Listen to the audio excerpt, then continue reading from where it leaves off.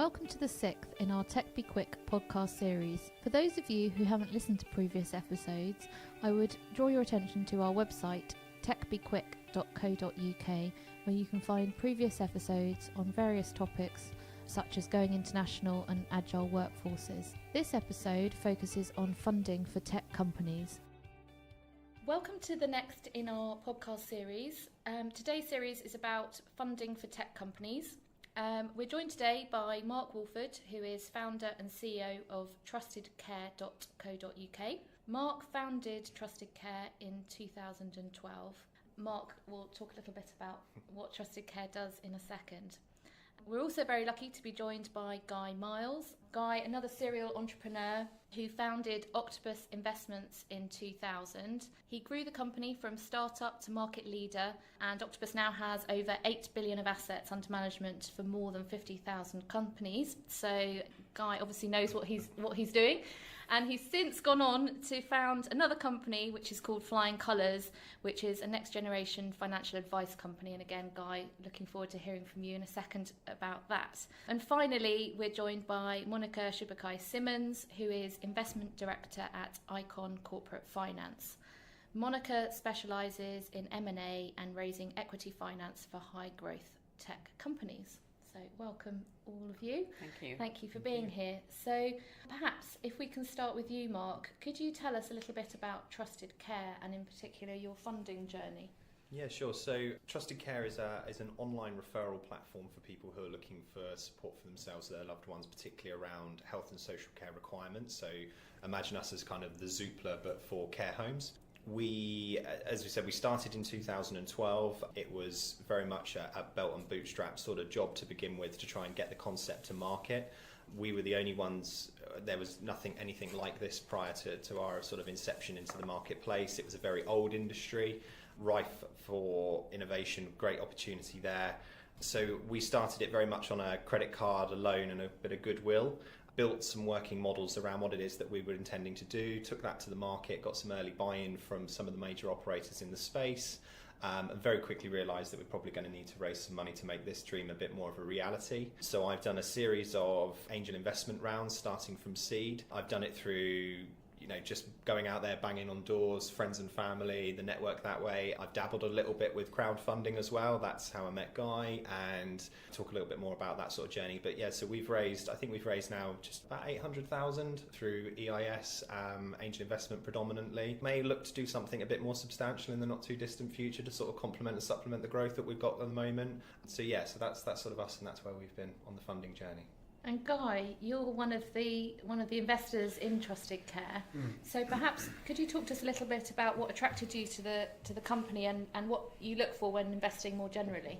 I'm an angel investor in this context. So I came across Mark because I was investigating one of the crowdfunding platforms. I didn't really understand it. I was interested in it. I was looking at the opportunities. And I think it's fair to say that seeing Mark on that, he'd gone for crowdfunding but actually had been unsuccessful, and I don't think had attracted any interest at all from the investors.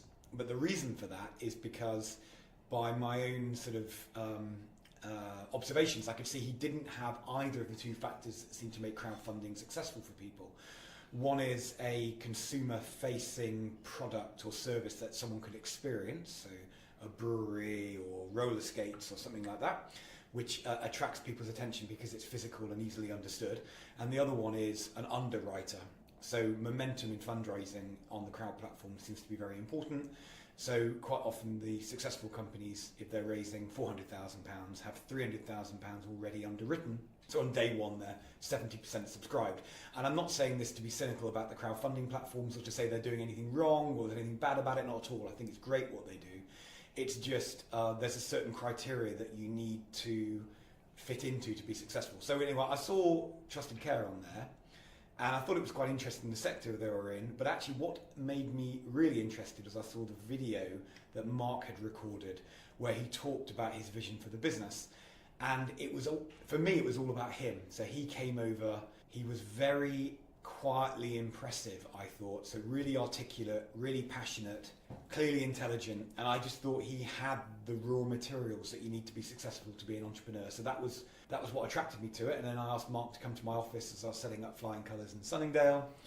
And he came along and we got on well, and I thought he had the right stuff. So that's why I invested in him. And you mentioned Flying Colours. Do you want to talk a little bit about that? Has your experience as an investor, how has that influenced you now setting up another company, and what lessons have you learned? Well, I've learned a lot of lessons. Yeah, so, you know, I've never been really full of myself particularly, but I'm doubly not full of myself. You know, I think there's so much to learn, and I matched some patterns from when I was setting up Octopus and thought that it would work again, and actually I realised that I've made some mistakes. I'll talk about that in a second. The reason I set up Flying Colours is because working at Octopus, I was engaged a lot with clients and with financial advisors, and I could see a lot that was wrong with the industry. So, you know, and also I'd made some money, so I was empowered to be able to do something about it. And I wanted to try and improve the returns that the average investor got. And I knew that you needed to reduce the charges that the clients pay, improve the underlying investment returns, and that's kind of like a robo-advice kind of model. You can do that on the internet, and you don't have to engage that much with people to do it. But you also needed to deliver personal, independent financial advice, really, because it's a very particular need in the UK, because products are so complicated and the rules are changing all the time, that you can't really deal with that complexity with robo-advice. So that's where Flying Colours came from. So I went into financial advice because I needed to create financial advice in order to solve this client need. I've been on quite a big journey. I mean, Mark and I were talking earlier about this need as an entrepreneur to pivot a lot. And if I say one of the things that I've learned is I should have tested better things that I believed that were so that turned out not to be so.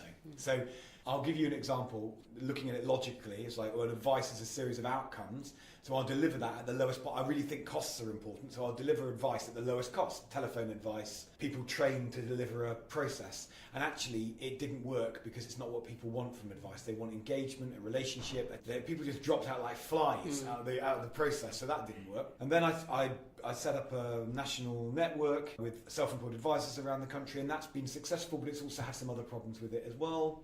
And I've sort of like found a model now which is both profitable, really scalable, plays towards my strengths as a business and what I'm good at.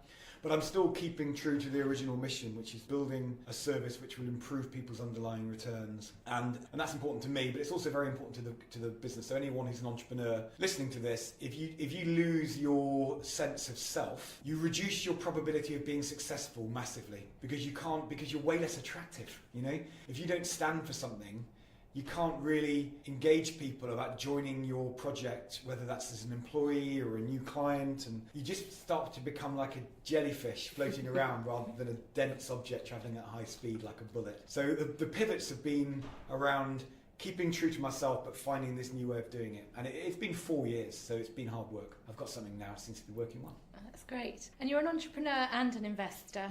You speak passionately about both. Does being an entrepreneur help you be a good investor, or does it perhaps mean that you're more bought into the idea and perhaps therefore not such a good investor? Well, if you take that at its broadest sense, I'm a terrible investor in ideas I don't get involved in. I mean, awful. Because I'm a risk seeker. So I look at things and it's like, well, that's amazing, that's going to work. So if I was investing in quoted companies, it's probably going to go to zero. Because actually, there's endemic fraud, really, in business. There really is. I mean, by that, I don't mean people are going to jail. I mean, people exaggerate, they obfuscate. Unless you're really involved, if you're chasing a dream and you're just doing it from the side, it doesn't work, because you're just exposing yourself to people who are exaggerating things. So as an investor, my psychology, I'm not good investing on a arm's length basis on something I don't understand. I'm not good at that. I'm good at running my own businesses, and I'm good at investing in an early stage in people that I understand and I can help develop, and where I can be part of that journey. I think I'm very good at that. But if you looked at my quoted share portfolio, it's a catalogue. It's like burning wreckages left, right and centre. You know, so I think it's interesting about that entrepreneurial mindset. I'm not sure entrepreneurs are good fund managers. And if I look at fund managers, they're kind of not entrepreneurs. They're kind of dry, process-orientated, cynical. These are the characteristics that work when you're dealing with an industry full of endemic exaggeration and I call soft fraud. But when you get involved in it, all the characteristics that make you a good entrepreneur, they really, really help in an early stage business. You know, optimistic, problem solving, looking for solutions. So I'd say I'm excellent in parts. Keep me away from companies I don't understand. So just to test that, one question for Mark before I move on to Monica. So Mark, Guy's mentioned that he likes to be involved in his business, Very that he much likes so. to be involved early stage, and obviously he's bought into your idea and he's Yeah. bought into your company.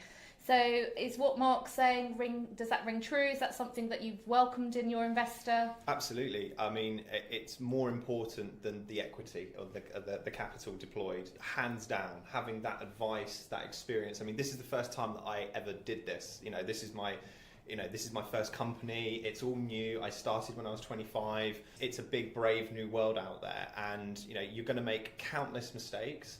And having somebody who I know I can pick the phone up to, go to the office with, and just throw ideas off of them about, you know, my frustrations of why this is not working.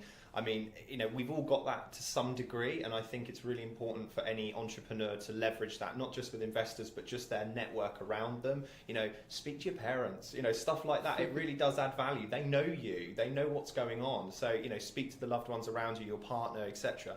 But yeah, totally with Guy. I mean, it's not just about the money, and that's secondary. It's about having somebody who I know I can pick the phone up, give them my, you know, these are my concerns, this is what I'm thinking, these are the challenges I'm having, and having those meaningful conversations actually helps develop ideas out. So I'll come to the meeting and thinking something, Guy's come to the meeting thinking something else, and by us sitting down and talking about it for 2 hours, we've actually got a third way of doing it that's probably the way forward. So I think that's really important when anybody's sort of thinking about raising money and bringing investors in. It's not just the money, it's what value does that person add to you and where you're going and your network around you.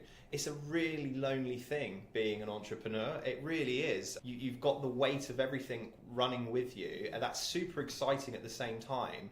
But particularly if you're not doing it as a partnership with somebody else, you know, it's all on you. So having people around you who you can talk to, somewhat removed and been there, and like Guy's point is that, you know, I've got a variety of different investors in our business now, and you know, some of them are institutional guys, some of them have come through it from a, you know, bottom up to the top of their food chain, and then you've got others like Guy who've done the entrepreneur, and each adds value in their own way of doing things. You know, sometimes I need somebody to grab me by the ankles and slam me down to the table and go, whoa, calm a little, you know, let's not just go run at it, let's be a bit more pragmatic, and that's really important. But at the same time, I think it's important to have a balance. I think it's, you know, brings out the best, not just have one approach and just go gung-ho on it, because that's the quickest way that I've ever burned through capital. There's one story, we're just on this, what I would add as it's really simple, but when I set Octopus up with my friends, we were really struggling, and a guy called Matt Cooper came along, who was one of the founders of Capital One, and he was the junior founder because he was the brains, the sort of quant guy. He came out of university and showed them how to do credit cards in a different way. I mean, the guy's unbelievably intelligent, and he'd made quite a lot of money. And he came to a company, and it was very analogous to what happened, what I was hoping to do with Mark. He came into Octopus when we were a bunch of kids, we had nothing, and he was like, right, we're going to change the industry. We're going to grow. We're going to double in size every year. And we're going to completely change how everything operates. And he didn't know anything about our industry. He didn't know anything about it. He didn't come up with a single idea about how to do it. He just energized us, and suddenly he was like, yeah, we're going to change the industry. We're going to, and he changed everything. I mean, literally, without him, Matt Cooper, total hero. He changed everything. He created this like £700 million company. Really, he did. Mm-hmm. Without him, I don't think us as a bunch of kids, I don't think we'd have done it. Mm. And I'll just say one thing I'm really happy about. I mean, Mark might think other things, but I know what it's like being an entrepreneur. I know how hard it is. He might have come up with other examples of things that he thinks I helped him with. But I remember there was one time when Mark had been trying different things, and his sector is full of opportunity, but really difficult to operate in. And he was feeling a bit down, actually, and he felt a bit he had a sort of a hollowness to his voice, and he's speaking in a different tone. And I think he'd lost his mojo, is the way I described it. And I remember describing to him about his role in this company that he had, and how he couldn't do that, and he couldn't be that person in the office. Because if he didn't believe and was seen to believe and energize everybody else, who else was going to do that? And I remember I was chanting to him on the phone, Mojo, Mojo, just to try and get him going, right? And actually, I thought it was kind of cute, really. That's why I mentioned it. It's totally true. Yeah, no, totally true. And actually, I knew that's what he needed right then. And there's not a penny changed hands. We didn't even meet about it. It was more, come on, you can do this. And I tried to make it fun and uplift him. And I think that, I really enjoyed that, to be honest. When I put the phone down, I was like, yeah, I feel good. I carried on chanting at Mojo. So that was, I think there's an angel investor. I think getting angels who've been entrepreneurs it's a whole different skill, what Monica will talk about in a second. Well, her expertise, when you get into VCs and corporate investors, it's a whole different world, and they're not the same. I mean, VCs might try and be entrepreneurs. They're not going to have a conversation that I had with Mark. They're just not, right? It's very much like Jerry Maguire. They're great, but they're not going to be that person. I'm Jerry Maguire, right? They're not going to be that person. But as an angel, I think it would be really helpful if you can get someone who's done it before and really believes in you. Yeah, totally. I would look for that. Okay, thank you. So, Monica, show me the money. We've spoken about angel investment and the importance of the relationship and that it's not about the money. Guys led me nicely to Icon Finance and what you do and larger scale investments. Is it all about the money? The short answer is no. So I'll just kind of introduce myself. So I work for Icon Corporate Finance, and what we do is fundraising and M&A for technology companies. That's all we do is technology. We're an award-winning firm. We are really busy right now. We've just closed 5 transactions in the last 7 weeks. And there's a lot going on in the tech space. What we talk about in the office is how everything is tech. There was a time when, tech was TNT and TMT, and it was more comms, and it was more, that kind of work. But now it's fintech, it's health tech, it's wealth tech, it's med tech, health tech. Everything is technology, and so there's a lot that's that we're busy doing right now. But just to pick up from the point that the guys have been talking about the right kind of investor that you want. So it doesn't really matter whether you're at an angel stage of your company or you're an early stage or you're Series A, B, C. You're still looking for the right investor, and it's not all about the money, not at all, because they bring certain things to the table. So maybe you're looking for an investor that'll help you open doors with some commercial agreement that you're looking for. Some people, they have an IP and they want it just plugged into an existing operation so that they can make revenues that way. Sometimes you're looking for someone who can have just bring some gravitas to your company, a name on your cap table. There are many things that you can be looking for an investor, and it's not all about the money. Most times, actually, people are not just looking for someone who's going to bring money, disappear, and come back in 3 years or 5 years and say they're ready to exit. You want someone who you'll be able to kind of solve problems together. In many cases, they're investing in you because you're an integral part of their portfolio that they're trying to build. Or if it's a CVC, it's something in a way of doing business that they're trying to get into, that they've had challenges developing in-house, and they think that you're a solution to that problem for them. So there are many things to consider. Even after the angel stage, you're still looking for the right kind of investor, and it matters. I think it matters. Even good old getting along, human interaction. Do you have a good rapport? That matters too. I mean, investors and clients need to think about that before they kind of sign on the dotted line. It matters. And you help people find the right investor. So I know that you've got access to lots of strategic investors, lots of financial investors.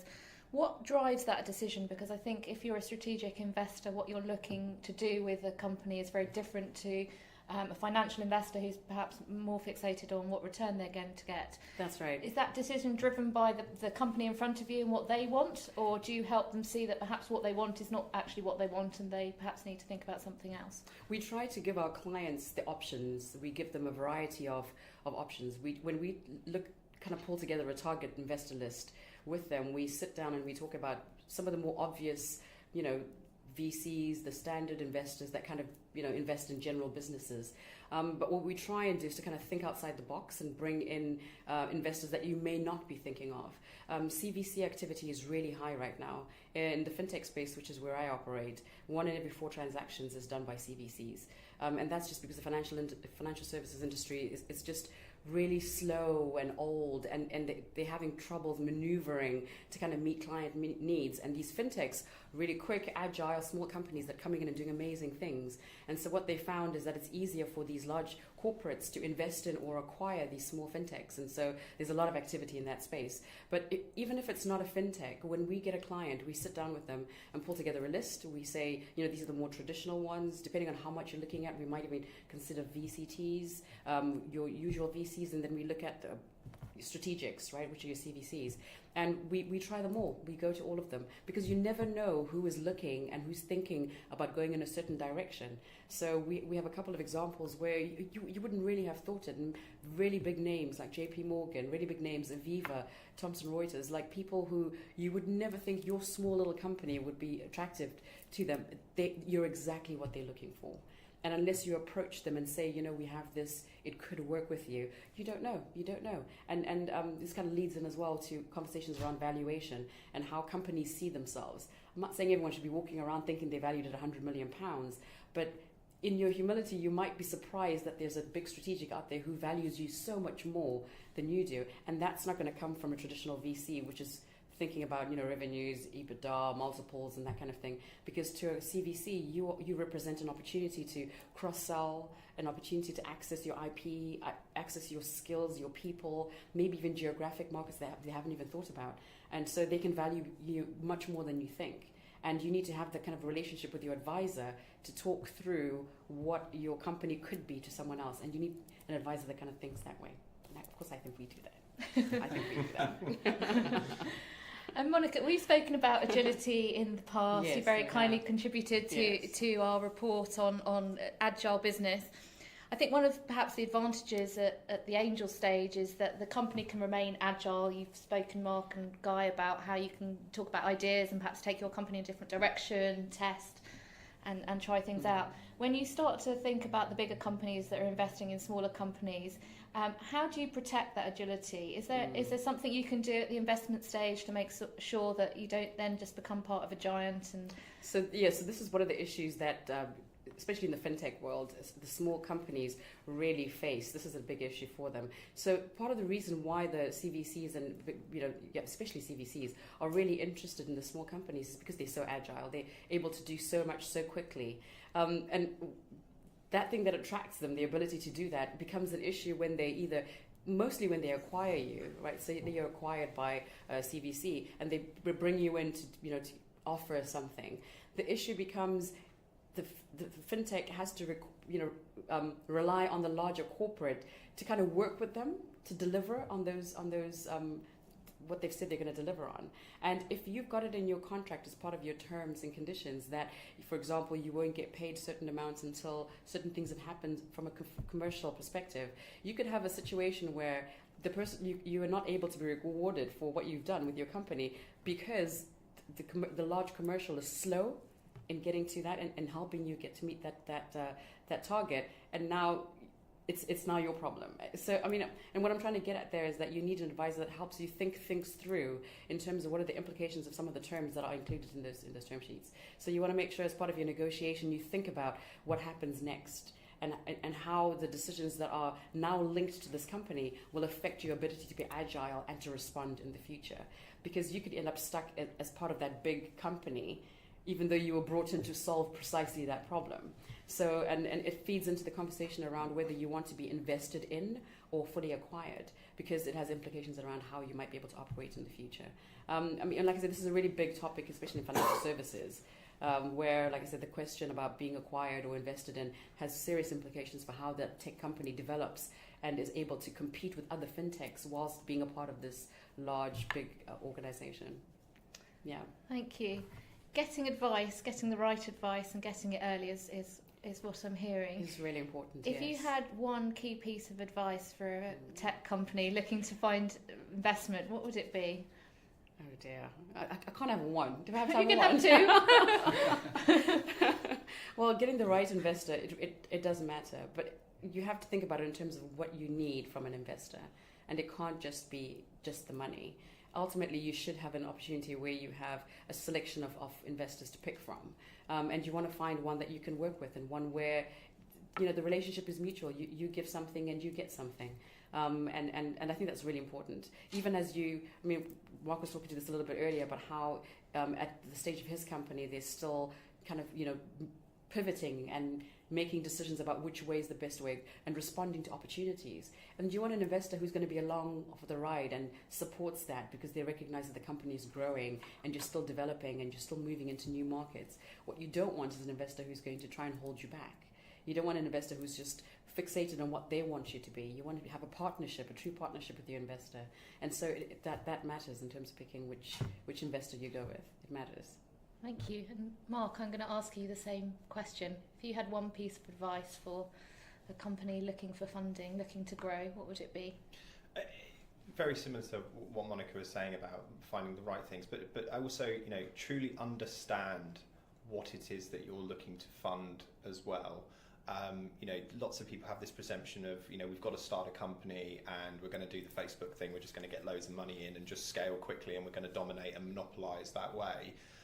Reality is, you're selling up a lot of your soul to go down that road, and that road might not be the right road anyway. So I would sort of, as strange as that might be from an entrepreneur that wants to go hard at it, that actually, take stock of the situation and actually, bringing on board capital. Yes, you've got a lot of more resource, but actually maybe you could be agile in doing what you're hoping to achieve in the first instance. So really understand the opportunity, really review that and really see, is there a pivot here instead, which means we could achieve what we're trying to get to without the need of raising money. And I know we're talking about raising money, but actually that should almost be the last bridge to cross if you can't do it yourself, because you've got to remember you are giving up equity in something that you have sweated for to get to this stage. So that should almost be one of the, it should be a decision that, don't take lightly about that, because what might be 20% today of a company that's worth $1 million might be 20% one day of a company that's worth $1 billion. So, and let's hope it is $1 billion, but at the same time, having that view that is there an adjustment that we can do here? Is there a strategic client that we can bring on board that would help catapult that forward? Maybe they would invest. As my business in the early days, one of the big pivots that we've done recently, or splits from what we do to historically, is we've actually opened up a professional services business where we handle inbound sales inquiries on behalf of major healthcare operators because they were so archaic at doing it before.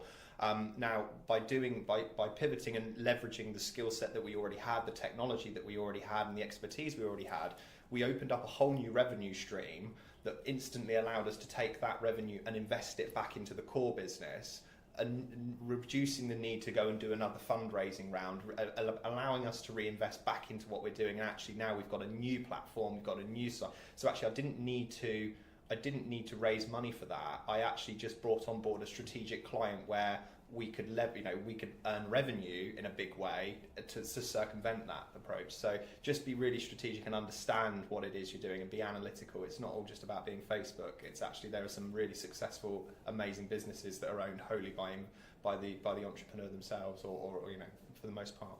Guy, same question. It's always hard to go third, but what would your one piece of advice be? I think that the key success, depending on businesses, go through stages, right? So the right investor for the right stage, certain amount of money, and what their expectations are and how big the check is. But while you're in the hyper entrepreneurial phase, you've got to be able to change and move. So absolutely, as Mark said, you should be brilliant at testing hypotheses before you invest lots of money into them. I mean, that's something that I think most entrepreneurs can learn, including me. You need to be better and better at that. But also you need to have an investor who's going to allow you to do it, I think. So while you know that's what your model is, that's what you need. As you get bigger, I love the thing Monica's talking about. Actually, I'm interested in some of those things for my business at the moment, the corporate venture partner, because of the idea that it's people can monetize what you've got better than you can because they've got an enormous customer base. So it actually, in those circumstances, is not about the money. I think you just need to be really clear what the key success factors are for you at different stages, and then make sure that your investor is serving those, whatever that is. But when you're really, before you've actually found your thing, you've got to be able to move quickly to change what you're doing and respond to what you find out. And then there's just one thing I wanted to say before. It'd be remiss of me not to say this, but we're talking a lot about the client perspective, but one of the things we have to think about is things from the investor perspective. And because my job is to connect the two, I have to just talk about matching the two. So when you go in to see an investor, it's important to as you speak to them, to think about what it is they're trying to accomplish. Now, for CVCs, we've talked about it quite a bit. What pain point are you trying to address? How do you do that for them? And that's how they kind of value you. But if you're looking at just a straight financial investor, they're thinking about exit. They're thinking about the next stage, next round. And so you want to think about that as you go into conversations with them. So when you prepare for that meeting to meet with the investor, just kind of think about how you're communicating and speaking to them in their language about what they're trying to accomplish. Because there's no point walking into a CVC meeting talking about multiples, and then going to a regular VC meeting and talking about your strategic fit. That's not what they're looking at. So just be wary of your audience and match what you're trying to do with what they're trying to do, so you can get that perfect fit. I think that's an important point. Thank you. I think that's a great note to end on. Thank you to all of you. It's been a fascinating conversation, and one that I think we could have spent all day talking about, but thank you all very much. Thank you. No worries. Thank you. Thank you for listening to the Boys Turner Tech Be Quick podcast series. Please subscribe to Boys Turner's Tech Be Quick podcast series to hear more about how agility can help your business.